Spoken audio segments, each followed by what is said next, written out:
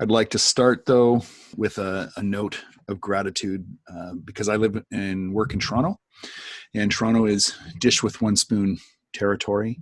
The dish with one spoon is a treaty between the Anishinaabe, the Mississaugas, and the Haudenosaunee that bound them together to share the territory and protect the land. And subsequent Indigenous nations and peoples, Europeans, and all newcomers have been invited into this treaty in the spirit of peace and friendship and respect. I think we would all do well to remember peace, friendship, and respect at this moment.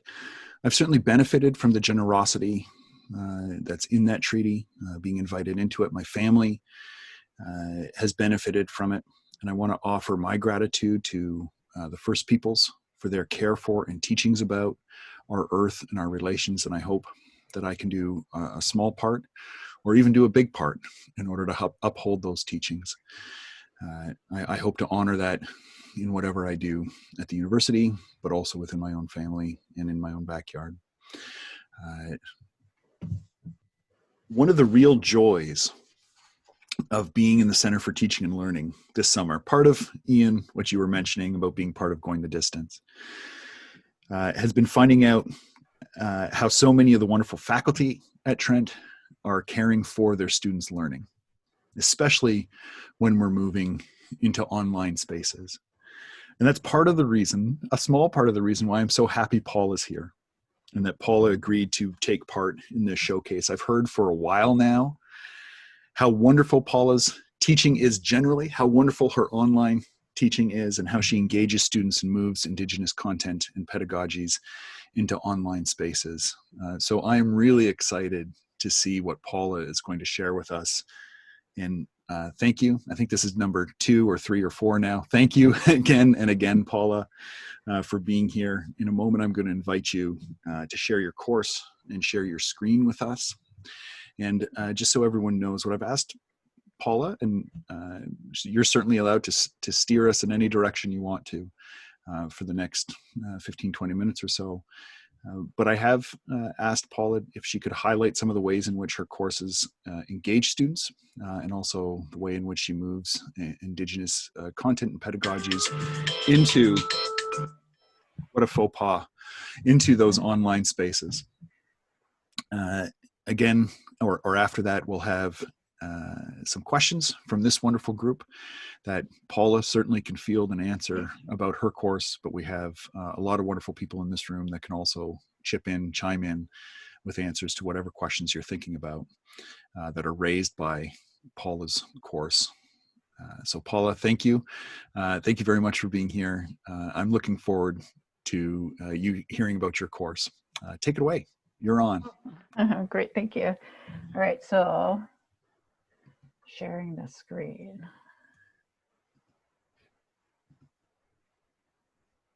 It's only been Zoom that's taken me a little bit of time to figure out because I didn't really use Zoom much before.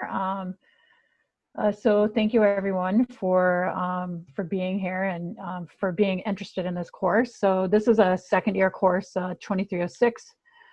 Called Foundations for Indigenous History, and it used to be that this was part of a, well, it kind of was the half of the beginning of several courses, because I felt like teaching Indigenous history that students didn't really understand what the foundations for Indigenous history are. So then I kind of worked to develop this course. So as I said, it's a second year course. So this is kind of part of the course site. So sorry, as I said, if I'm looking at the other screen, it's only because I have some notes over there and on the other screen. But I wanted to just, I guess, kind of highlight that the platforms that I use for this course is obviously Blackboard, which we're seeing here. And as Joel said, I really like VoiceThread a lot, so I use VoiceThread. And then I'm also trying to engage students with a bit of engagement with the natural world, so having them spend time in nature as much as they can. So it's just a little bit in this course, but it's at least getting them to the point of thinking about that. So I have an assignment that's kind of built into the course that they have to go out and spend some time in a natural place. So I guess I'll just talk about some of the things in the course that I think help to engage students. And I think the first one is really the virtual seminar groups or the VoiceThread aspect of the course. So because there's so many students in the course, what I've done is divided them up into 8 groups. And I tend to use infographics a lot as well, because I think students really like infographics. So and so we have, there's 4 of us all together, myself and 3 seminar leaders. So we just kind of divided them up equally into groups. And so I think at this point, there's probably about almost 180 students in the group, in the course. So I think one of the things that students really connect to, as Joel said, is VoiceThread. So I wanted to just kind of talk about that a little bit. So I try to give them everything that they need, when this is actually the weekly, like I try to put everything here on the course menu that I think that they will need, like start here. So I always tell them to start here, and I have an infographic that kind of talks about, this is the course. These are the teaching supports for the course. These are the teaching staff for the course, myself and the seminar leaders. These are the learning platforms for the course. So as I said, the learning outcomes for the course, and then my teaching philosophy, what successful engagement means in the context of this course, and then just a bit about the virtual seminar groups and where they would go.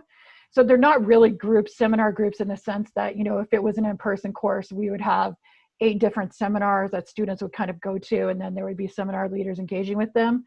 So what this means basically in the context of this course is that I have set up different VoiceThread lectures that are specifically connected to these groups.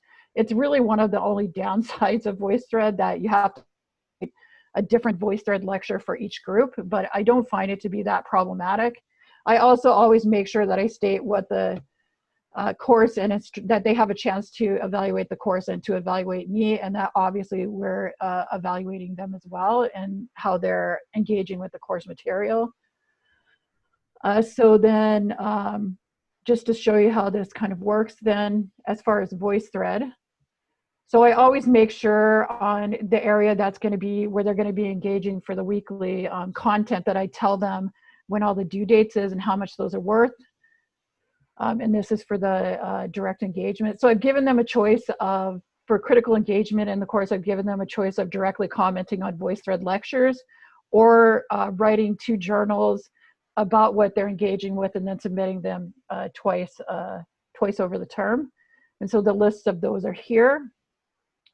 So in the context of this course, I am looking at the idea that the foundations for Indigenous history is land, knowledges, languages, orality, gender, scholarly positionality, theoretical approaches, gathering sources, historical sources, so like archival, documentary, narrative, oral tradition, oral sources, different approaches that Indigenous scholars and communities are using for disseminating Indigenous history. And then I have some case studies of Indigenous research and some case studies of allied research working with Indigenous communities. So that's kind of the content. And then this is how I kind of have the lecture set up. So if we click on the land one, you'll get an idea of that. So I have an infographic that kind of talks about what this particular lesson is about, what the learning goals are for this lesson, that will be engaging with spiritual ecology as sources of knowledge, in the context of really understanding how important land is for thinking about Indigenous history, looking at the idea of global indigeneity, and how the idea of students themselves beginning to see that they have a right to be a human being in relation to the earth. And I really think about this in the context of how Elder Wim Commanda talked about it, that all human beings are indigenous to the earth, and we all have responsibilities and gifts that the Creator gave us as to how we interact with the earth. So land in that sense is very important. So these are just some of the learning goals. The required readings. So I've done something different that I've done in past years. I've put pictures of who the authors are so they can engage with them better. I think students like it better when they know they can see who's writing the material that they're reading about. And then which seminar do they choose? As I said, I have to create 8 seminar groups so they're engaging with a smaller amount of students. So this lets them know which one they want to choose. And then these 2 readings, there's a link to this reading here and this one as well. So these are available to them here. And then these are the seminar groups. So that we've divided them up. So I have them all color coded. And I have actually saved in a notes file, I have the actual color by number so that I don't have to sit there and scroll through and look for it. I just put in the number and you learn these little tricks as you go along. So if I'm clicking on group E, I'll just click on group E because that's my group, one of the groups that I'm responsible for. Just to give, if you haven't seen VoiceThread before, this is kind of giving you a little kind of look at it, what it does. Sorry, it's just taking a minute to load for some reason. Usually it doesn't take this long. So what it's going to automatically do, when you go into VoiceThread, it's going to automatically take you to the last comments that students did. But this is kind of what the lecture format looks like. So, and then if I click on it, you'll kind of see a video of me. So for a very first lesson in the Foundation for Indigenous History. This is actually a video, so it isn't loading properly, but my internet, I think, is messing up a little. But so as you kind of scroll through, you'll see, so it's basically like, it would be like a PowerPoint that you would create if you were delivering this in person, and then you upload it to VoiceThread as a PDF. And then you just use the comment features right here to record in video, audio. Students can even phone in, and all they have to do is put their phone number in and VoiceThread will phone them back. So if they're at a cottage or something where they don't have good internet, and then they can just leave their comment that way and VoiceThread will upload it. They can also leave text comments as well, or they can upload a video or audio as well. And I know Don McCaskill he also uses VoiceThread in some of his courses, as does Shirley Williams for teaching Anishinaabe-Moan. So if you've used Panopto or if you've used some other kind of way of recording your lectures, you can upload them into VoiceThread using this button here. And then what happens is, so then I've done that, and you can see here that students have commented. So they've left comments, and then I'm able to actually give them private feedback in some senses. So you can see here, this is, if you click on this, then the student would get private feedback from you. So they don't have to worry that you're gonna just be posting, feedback that other students are gonna see. You can actually leave private feedback for them, which is what I tend to do. So some students have left, have left text comments a lot on here on this particular lesson. And then you just scroll through, and you'll kind of see where they've left comments. So these are students who are in this particular seminar. And then what I try to do is go through, on a weekly basis and provide feedback to them based on what they've said. I've created rubrics for everything.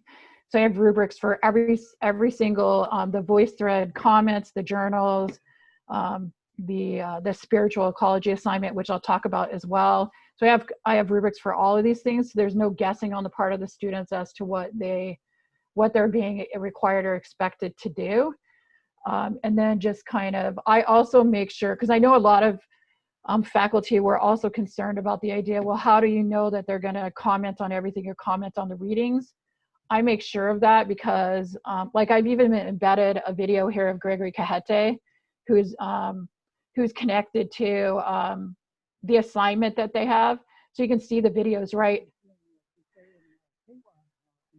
So this video is actually embedded in VoiceThread. So then they watch the video, and then you can see here that they've left comments.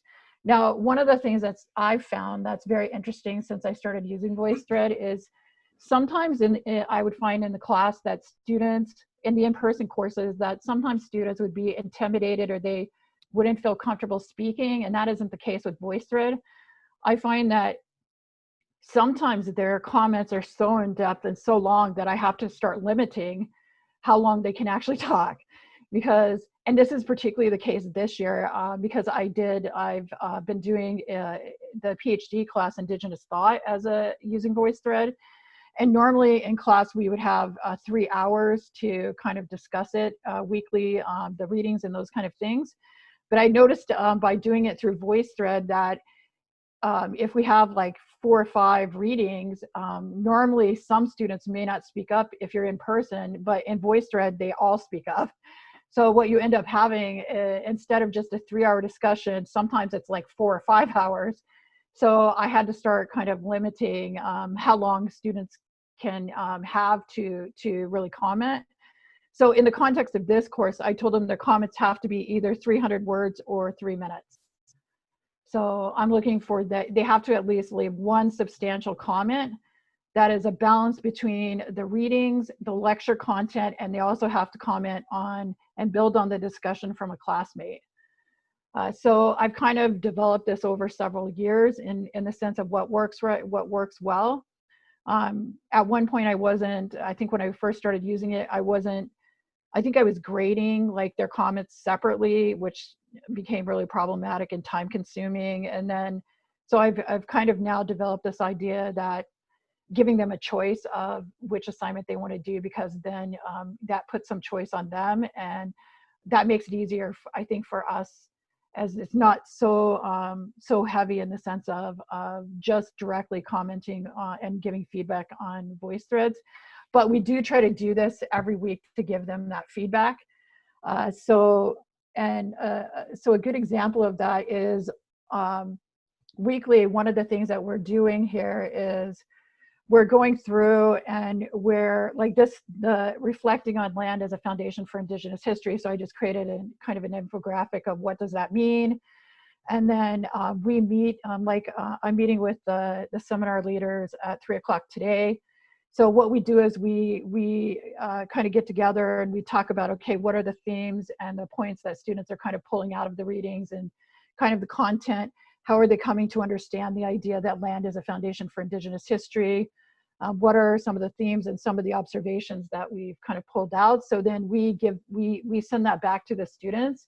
So it lets them know that we're very engaged in the course with them and that we are actually paying attention to what they're doing, because communication is also very super important, because in an online environment, students really do start to feel like they're very isolated. They, particularly now that they're having to do every single course online almost. I don't know if there's any courses that aren't being done online at an undergraduate level, really. So a lot of them are telling me that they're just spending so much time on online that it's problematic for them. So then I guess just to, because I know that Joel wanted me to just talk for about 15 minutes. So maybe just the other important thing that I would talk about is, so I always list what the assignment guidelines are, and I've given them those in paper format like Word, as well as I've given them those in using I think infographics. Infographics seem to really work well. So like here, I'm telling them, what does critical engagement mean in the context of this course and how can you demonstrate it? So that, like I said, they have 2 options. It tells them what they need to do, what my late policy is. There's rubrics. I have rubrics for what's required as far as direct VoiceThread comments.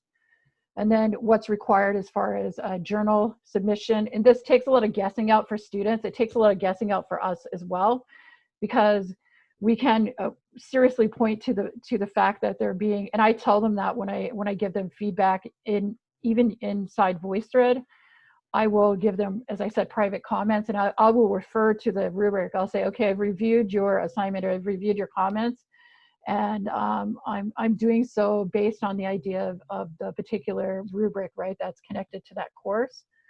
And then I've also given them a way to think about the readings, to try to connect, because I want them to really connect the readings to the lecture content as well. So over the years, I've just kind of developed different ideas about that. And then the only other big assignment that I have in the course other than critical engagement is a family history project. So looking at the idea of 7 generations, with us being the 4th generation, and there's 3 ancestors in back of us and 3 generations in front of us. So I'm having them do some research on these 3 generations and what teachings and values and understandings of how to live in a good way have been passed on to them. So they have to do an annotated family tree, and then they have to do a VoiceThread presentation, and then they have to do a kind of mapping the future paper. So what do they think is valid and important for, that's been passed down to them from their ancestors, that they think that's important for the next 3 generations. And then that's actually a paper. So they can write that as an essay, or they can do it narrative style. They can include poetry in it, like whatever is important for them. And then, so I've kind of broken that down. I have a bit about each of those assignments, what they mean. I even have an infographic showing them, okay, this is the process of how you complete this assignment.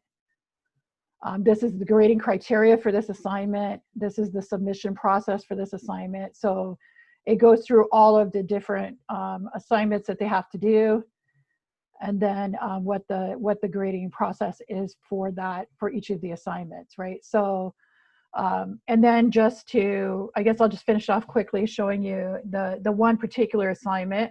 So I have, as I said, all the assignment guidelines here, and then I have submit your assignments here, so it's different. I'm telling them when all of those are due as well. And then, so this is the land-based kind of one that I talked about. So just to show you a little bit about what this is.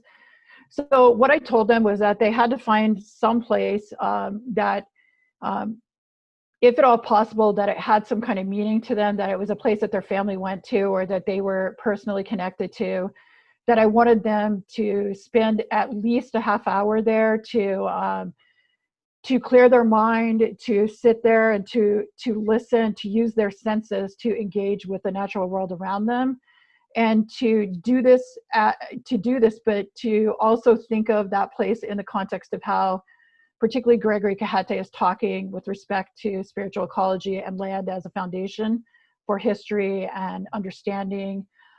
And so just to maybe show you here, I'm just going to move this a little bit.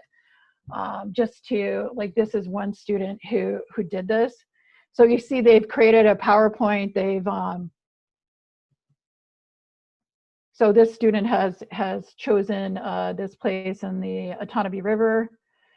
So the student actually included a video where you can actually listen to the area that the student focused on. The focus in this was on water. So I told them not only do they have to sit there and let their senses engage with that particular place, but they have to pick one item, one thing to focus on, whether it's water or trees or animals or insects or birds or whatever they want to focus on. And then they have to think about that one item and how it's related to other parts of the natural world. So how do other parts of the natural world depend on that one thing? So this student, quite a number of the students actually have focused on water. So all of them have used audio. According to the Trent website, Otonabee is an Ojibwe word meaning the river that beats like a heart. So just as kind of an example, right? And so another kind of video. I find that this assignment is really great for this, and if you're doing a presentation through VoiceThread, if the students are, then what happens is you kind of see here, you'll see all their names, and you can see whether they've completed it or not, and you just click on their name, and then the VoiceThread will show up that they've submitted, and then you just grade it out of 100, and then it will, if in the case of this presentation, is worth 20%. So when it goes into Blackboard, it automatically goes in whatever 90% of 20% is, then that would, end up, or 87% or whatever grade you've given them. Here it automatically kind of goes into VoiceThread. So yeah, so this is probably the most integrated in the sense of giving them, I think, an opportunity to do some land-based research. And one of the things that I'm asking them to do as part of this is to consider the place that they're talking about, and it has special meaning to their family. but whose homeland is this originally? Like I asked them to talk about the place. What's the historical context for this place? And I've noticed as well over the last few years that the students who have done Indigenous Studies 1000, where they have to do the Homelands project, that they more easily pick up on the idea of what they're being asked to do. Otherwise, sometimes students will just talk about how, oh, well, pioneers came to this place. It was named this town in 1803 or something like that. So getting them to kind of, think about the land and the relationships of the land, but also what are the human relationships to that particular place as well. So I think that's probably, I guess, heading on the main things, Joel. Does that make sense to stop there? Well, it does to me if it does to you. I mean, I'm wowed. I think this is a pretty incredible course, Paula. In a moment, I'm going to invite other people to ask questions of you. I think my first question would be to you, what are students telling you that they really enjoy? Well, they definitely really enjoy VoiceThread. I've heard from a lot of students. Like sometimes it's a little bit for them to get used to the technology if they've never used it, but I have a whole section here. This is the important thing. If you want them to be using technology, then you have to show them kind of how to do it. So I have a whole thing here that talks about VoiceThread. What is VoiceThreading? How do you access the lectures using VoiceThread? How do you comment on the lectures? And then kind of, I have all these tutorials that are like 2 minutes that they can click on. Even how to submit a VoiceThread assignment. The thing they have the most difficulty with, I think, is the submission thing inside VoiceThread, because when they click on the assignment link, then they just select their presentation, but there's a submit button they have to hit, and sometimes they don't do that, so then it doesn't show up in Blackboard. But otherwise, they really like it. They also like, a lot of students have commented to me that they really like the infographics, and all of these infographics are also accessible. Like I've went to great detail to make sure that everything, even describing the images and everything that are on the infographics, are listed here, so they're fully accessible too. Wow. As well. So yeah, so I think VoiceThread is one of the things that they really like a lot. Okay. Here's my thought process. I was stumbling there for words for a minute, Paula. And even though it didn't come up in what you were saying there, I have a hunch. That one of the things why students are so engaged in your course is because you're so engaged in the course, right? That your level of responsiveness is impressive and I'm sure helpful. I think one of the things that I was noticing just as you were showing us the way that VoiceThread works with those lectures, is that you get to respond. You're obliged to respond in some ways to their comments. They feel heard. You could also see that in the way in which you were collecting ideas about their understandings of home. Was that one of the assignments? You met with TAs to talk about themes. So you're pulling that out of other discussions you've had with these groups and showing and honoring their learning in some way and their responsiveness. So one of the things that I'm going to take away from this for my own course as I think about engaging students is that sometimes that level of engagement, whether we use VoiceThread or not, is also really dependent on how often we're able to head there. I found I've been most successful with discussion boards when I'm there a lot. Right. I think discussion boards are not set it and forget it, and neither is VoiceThread. So thank you very much for showing us all that, Paula. Sure. And I mean, the other thing that I've been particularly this year making sure that I do is when I'm engaging with them in VoiceThread, that I've been using audio comments. So they're actually hearing my voice and not just seeing text like back at them. Just letting them know that, what we're trying to create is a virtual kind of seminar in a sense. Sometimes they'll share images of each other too. Like they'll have their own pictures up, and they're getting, I think, better now at offering audio or video comments as well. And so I try to honor that too by making sure that I'm responding to them in the same way. So putting the same energy into it that they do as well. Well, Easy to say, really tough to do. So I admire that. Yeah, it Yeah. is tough. Yeah. It's also another way to convey your presence, to show how present and invested you are. You and I have talked about in very briefly over email that there is some challenge with VoiceThread, right? There is a steep learning curve for you and for the students, and it's a tool that IT has will help support as best as possible, but there are some challenges to it. I think what's hopeful here is that there's so many principles of a great course that sure might be associated with VoiceThread, but aren't also completely dependent on VoiceThread. No, right? For sure, yeah. So I think I'm going to open the floor here and invite questions from our wonderful group who's in the room. I can only see 4, but we're small enough that if you want to unmute yourself and ask a question for Paula, I'm sure she'd be happy to answer whatever questions you have. I try to remember in my own office hours to take strategic sips of coffee just to let ideas sit there. So here we go. I have a few questions. Sure. Right on time, Julian. Thanks. I was just waiting for the cup to go up. So first of all, I mean, it's visually stunning. I mean, a number of people have said that in the chat box already, or the chat comments. It's visually very stunning and frighteningly so, because I think, oh my goodness, like, how long did it take? Did you put that together in the last month, or how long did it take to develop that course?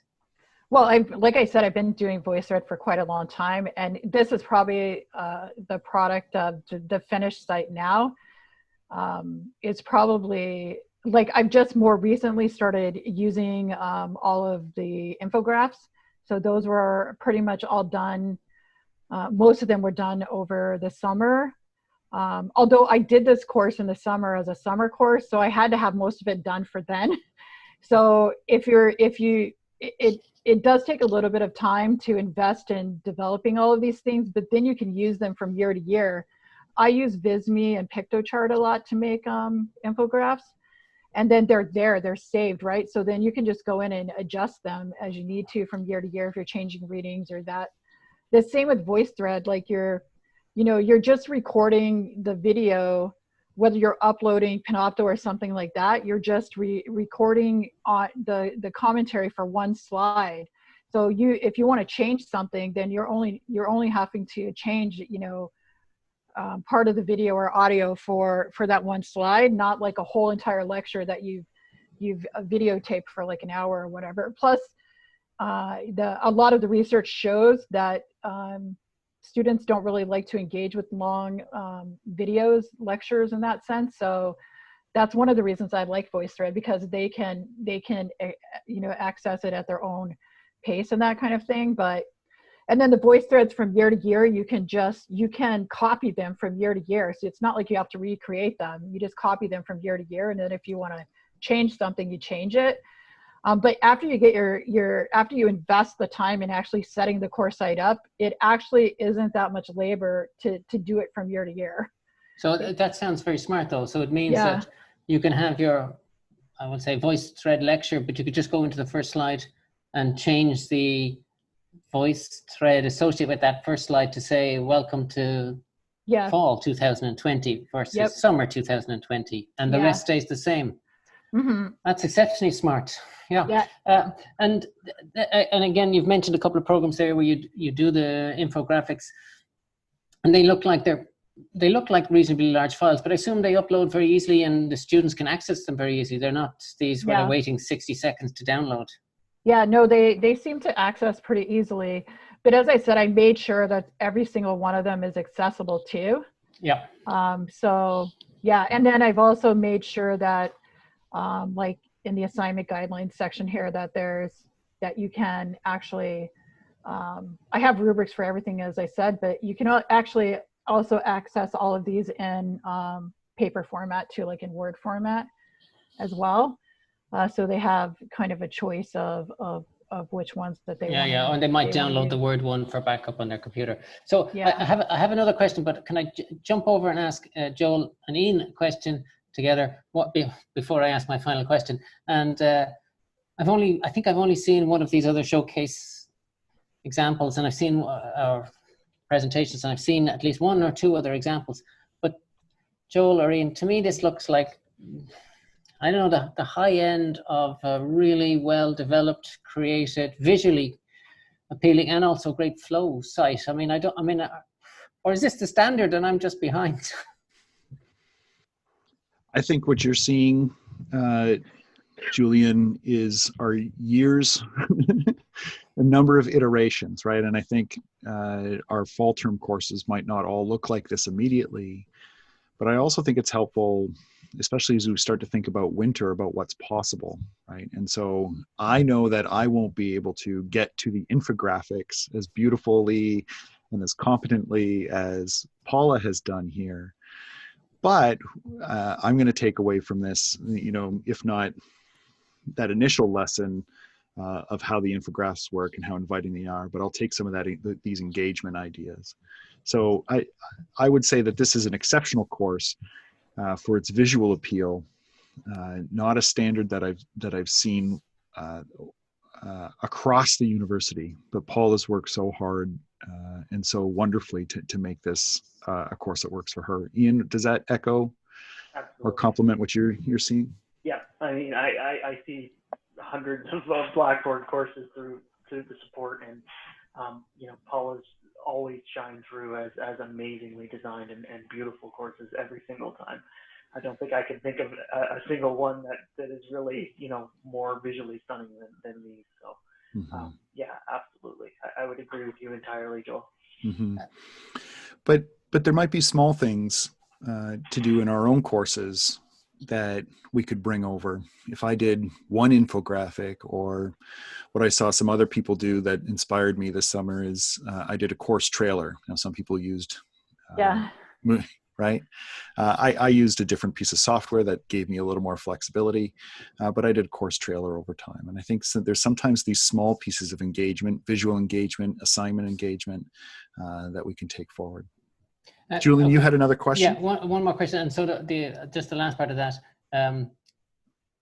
which isn't the question, but just say, yeah, it does look fantastic. And I think for students, they appreciate seeing something different than the 5 other courses or 4 other courses that maybe all look the same.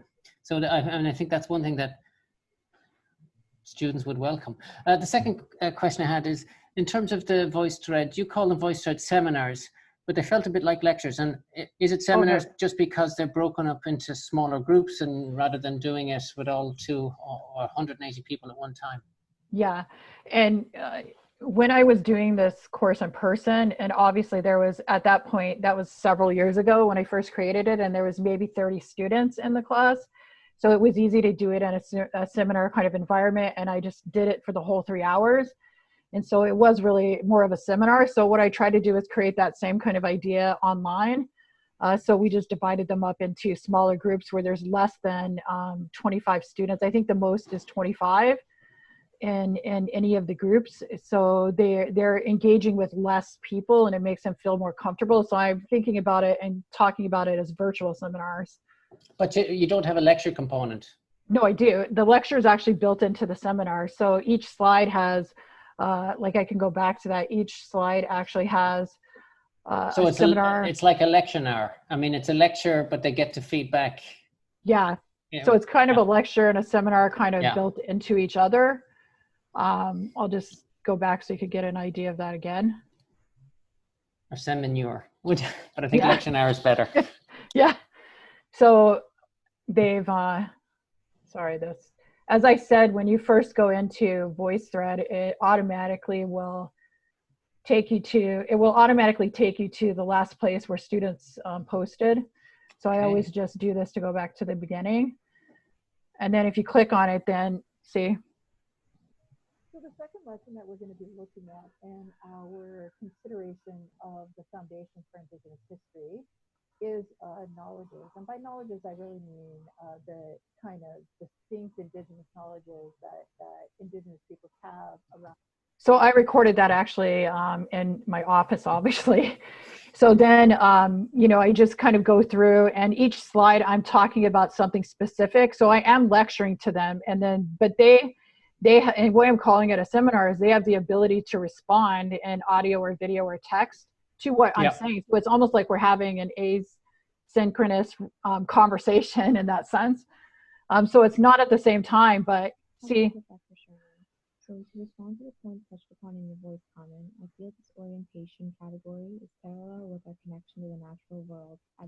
So you can see that student commented in audio, right? And so then as you kind of go through it, you can see that it's a lot of the students actually commented.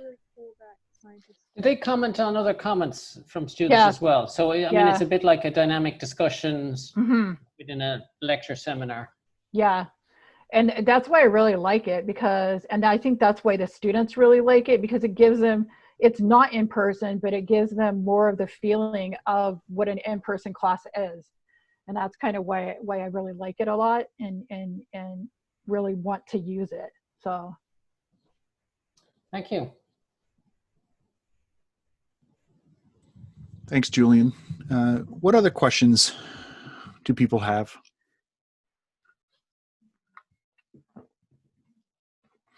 I think while we gather those thoughts, I think, Paula, you've spoken wonderfully and with high praise for VoiceThread.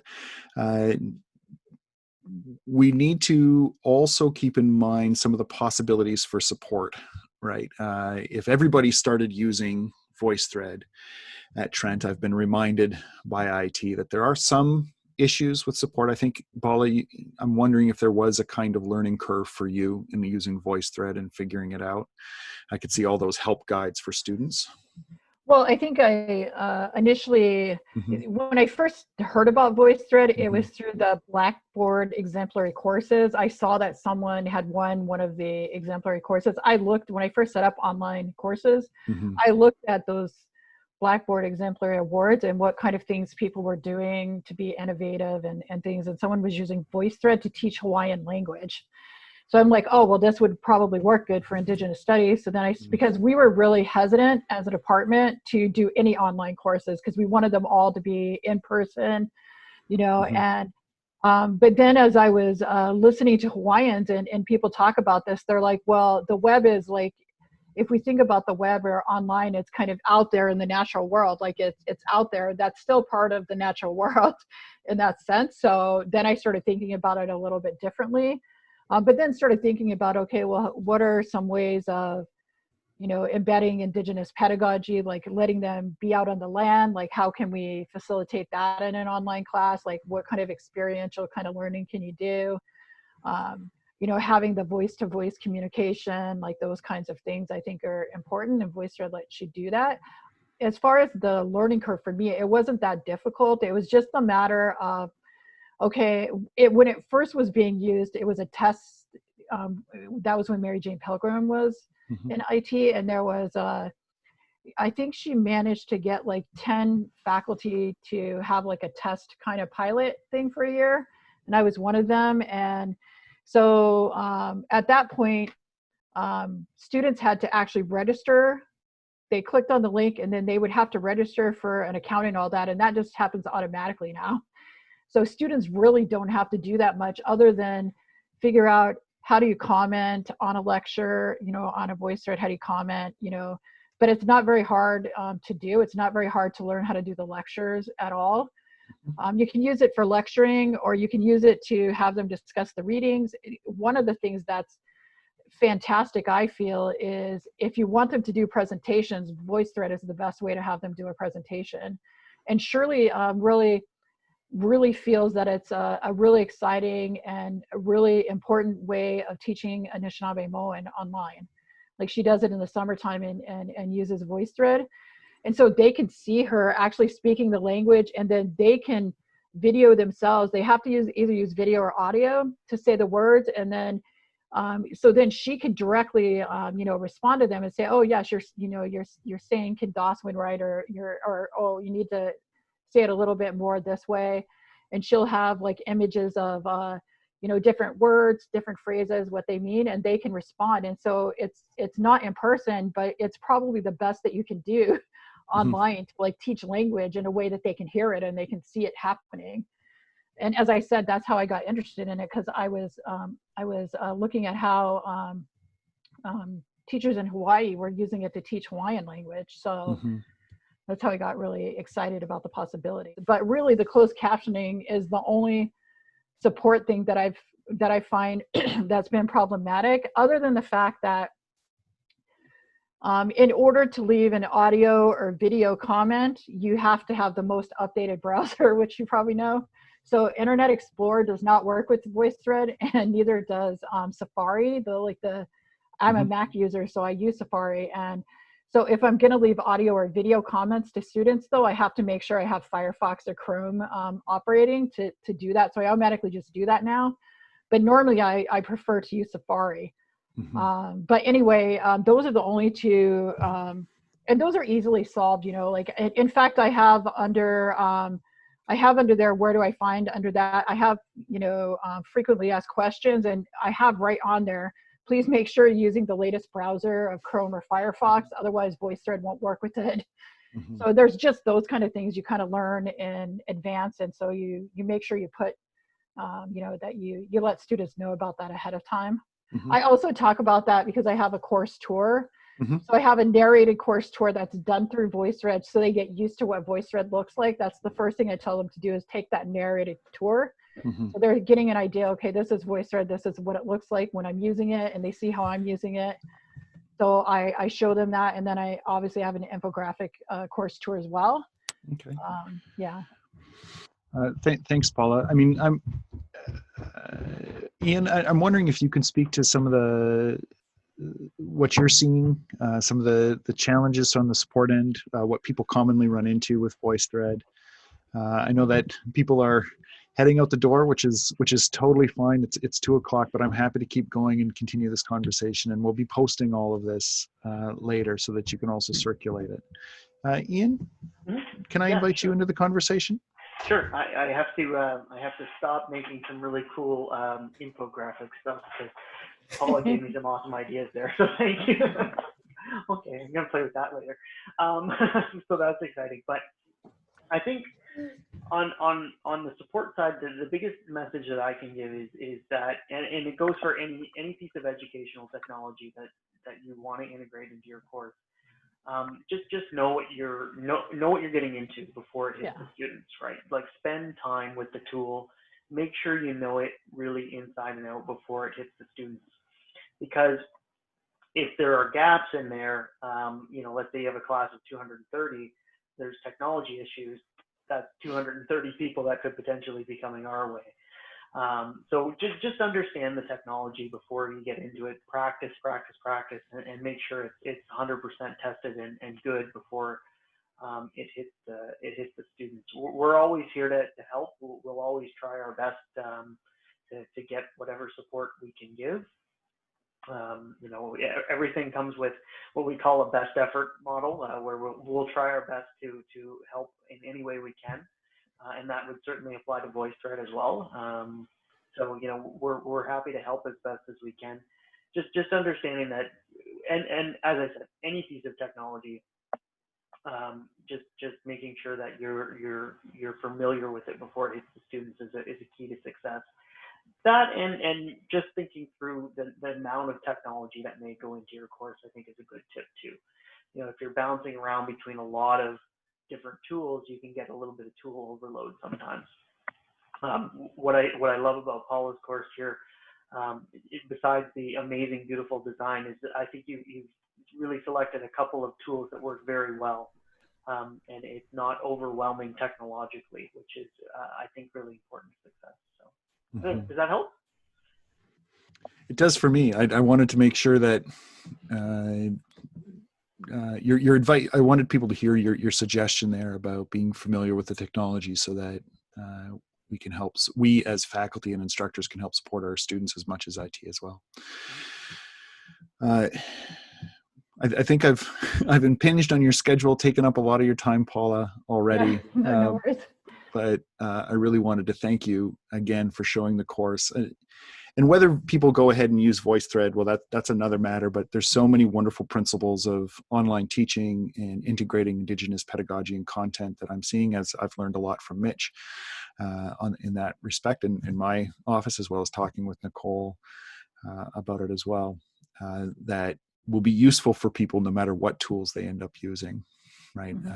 The simplicity, or the simplicity that Ian's talking about, managing the number of tools, but also clearly managing the student experience, right? Pointing them where to go, when, what to do, when, and what the expectations are, but also being engaged yourself in the course as much as we're asking of the students.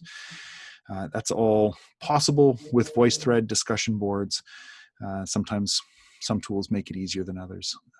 So thank you very much, Paula. Thank you for the people who are here in the room who didn't have a 2:00 meeting, but remain. But I'm happy to post this. I really appreciate it. I hope, Paula, you've been following along or kept an eye on the chat. Everybody's has mentioned how wonderful this course is, how wonderful it looks. Yeah, I wasn't able to really see the chat. For some reason, it always messes up on me when I'm showing my screen. I can't see the chat anymore, but. Well, so many amazing work, Paula. This looks wonderful. So well done. Thank you so much. Thank you all for being here. Yeah. Thanks, everybody. Bye-bye. Bye. Thank you.